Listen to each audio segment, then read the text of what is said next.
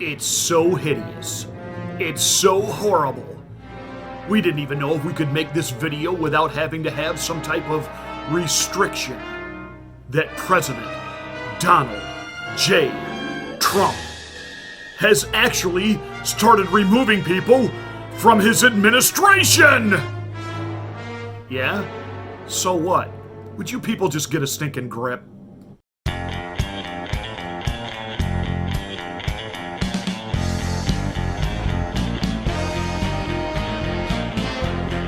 But there is no part of it that anyone can convince me does not feel a whole lot like authoritarianism tonight, a night of long knives. You know, for the people that are constantly decrying that this president and his supporters, that would be people like us, that our rhetoric, our discourse, our conversation is always putting people at risk, and it's so divisive, and there's so much division and derision, and the things we say can be considered toxic and hateful and long knives. Really? It was reminiscent of the Night of Long Knives. Let me give you a little history lesson. The Night of Long Knives was when Adolf Hitler decided to do away with the brown shirts who brought him into power. And he didn't just simply move them from one post to another post. No, nay. They weren't even just simply arrested. They were executed. Killed. You guys talk about the Trump hate speech, the Trump hyperbole, the Trump hyperbolic, over-the-top, incendiary that just gets people all riled up and could turn some nutcases loose. And you guys don't understand why you're called fake news and why people hate you more than Congress?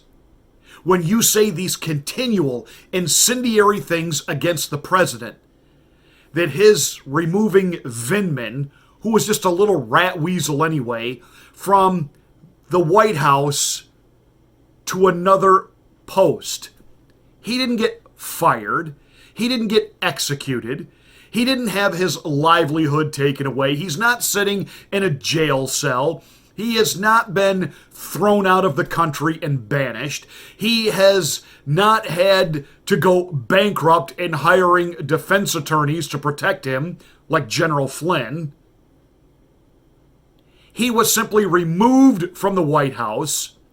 He was walked out, which is protocol for anybody who loses their job at the White House. In fact, it's protocol in a lot of businesses. If you lose your job, they walk you to the exit. And he's back in the Department of Defense. I don't even know that I like him there. I would like to see him stripped of his rank and fired, but that's beside the point. Long knives, really. And of course, it didn't get much better with PMSNBC. Lieutenant Colonel Vindman escorted out of his job and off the White House grounds, as was his twin brother, who was also assigned to the NSC, which could become known as Revenge Friday. Tonight, two star witnesses of the impeachment hearings are out of their jobs. Lieutenant Colonel Alexander Vindman is out at the National Security Council at the White House. Gordon Sondland, ambassador to the EU, who donated $1 million to the Trump inaugural effort, is out of his post. He has been recalled as our ambassador from Brussels. Remember, it was Sondland who supplied this testimony. Was there a quid pro quo? As I testified previously, with regard to the requested White House call and the White House meeting, the answer is yes. Everyone was in the loop. It was no secret. Way to go, Brian Williams. Did you see any bodies floating by as you were,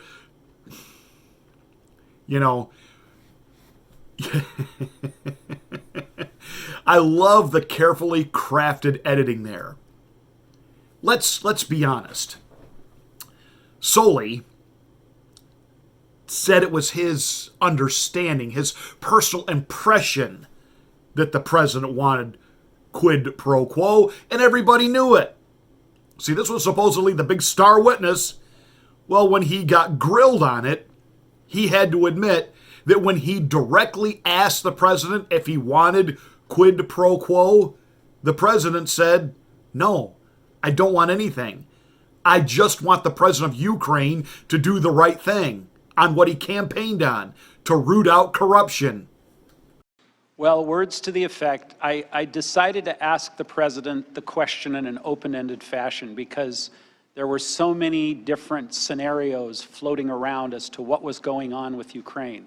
So rather than ask the president 9 different questions, is it this, is it this, is it that, I just said, what do you want from Ukraine? I may have even used a 4-letter word. And he said, I want nothing. I want no quid pro quo. I just want Zelensky to do the right thing, to do what he ran on, or words to that effect. But how dare President Trump fire these people? Really? You know, ambassadors serve at the pleasure of the president. See, Yanovich, who was on the gravy train to Ukraine, all of that Obama money, or I should say all of our money, sent in the name of Obama as aid to Ukraine, went through Yanovich. She got to decide who got it over there. Wonder how much she took for herself. Is that how they funded Hunter Biden? Which, by the way, Joe Biden in debates, you need to stop mentioning your son. That's not a winning point for you. And you don't have a coherent answer, and all you do is yell at and bully people with your answer. Go off with somebody else. My son's been exonerated. No, he hasn't been exonerated. And the fact that you don't know how to coherently answer this question is why you're tanking in the polls, and you might just as well kiss it all goodbye. You're not going to be your party's nominee. That said, the president fired Yanovich. He brings in the next ambassador, and these guys have this idea that because they're these so-called diplomatic experts, that the president should be consulting them on what his policy is going to be in any given foreign country. No, you're there to fulfill his policy, not vice versa. And you know, even the now ex-ambassador understands that. Tonight, Sondland said in a very different statement, quote, I was advised today that the president intends to recall me effective immediately as United States ambassador to the European Union. I am grateful to President Trump for having given me the opportunity to serve. Gee, I read this morning that Gayle King over at CBS was not on the CBS This Morning show.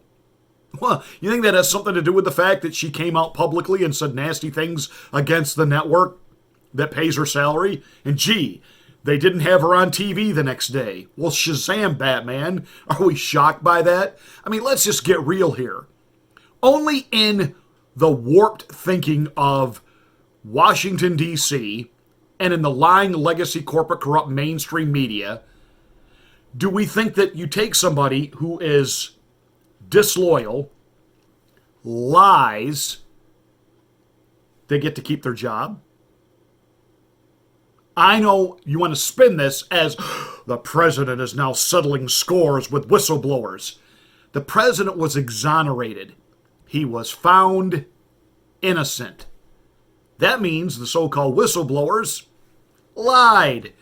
If you had a boss that you lied about, even under oath in a criminal proceeding, lied about your boss, and your boss was then found innocent by the jury, do you think you're going to still work there?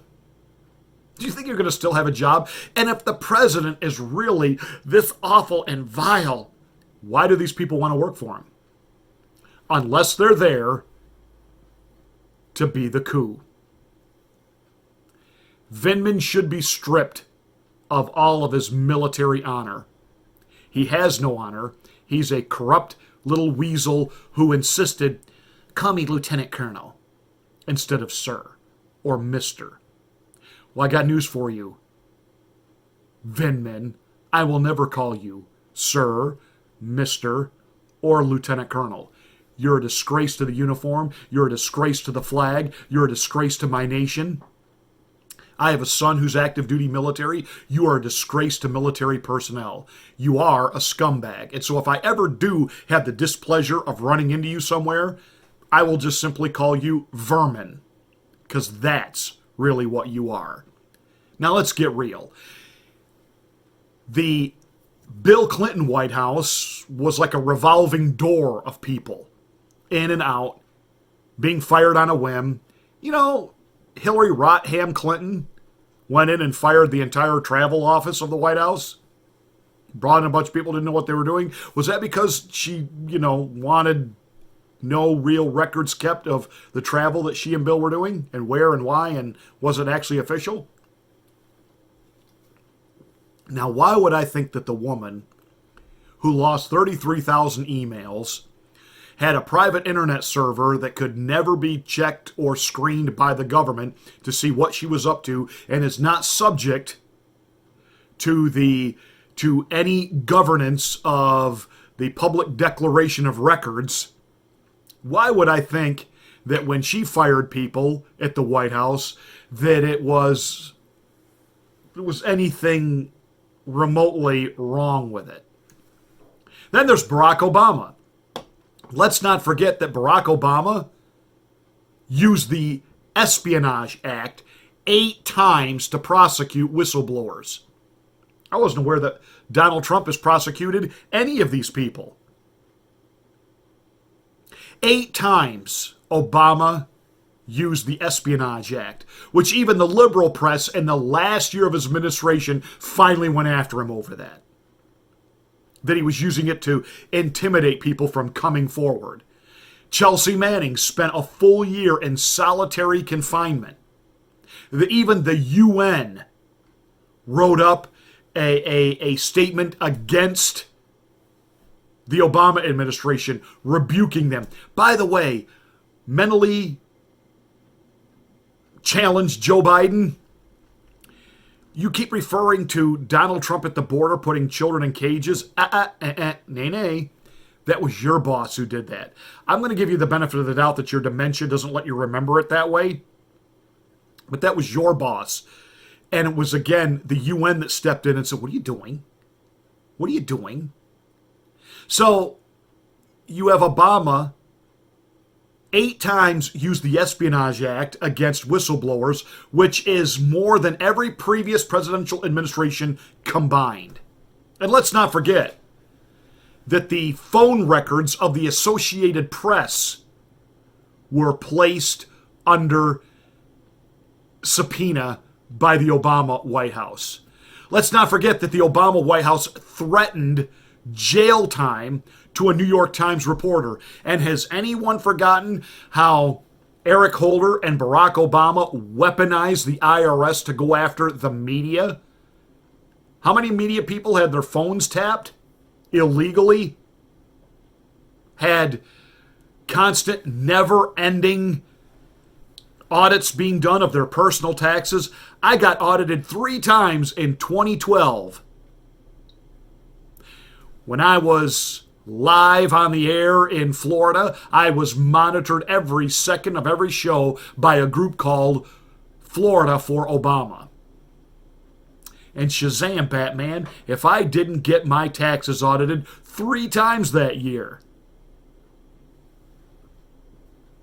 So when we're going to start going down this road of, I can't believe the president.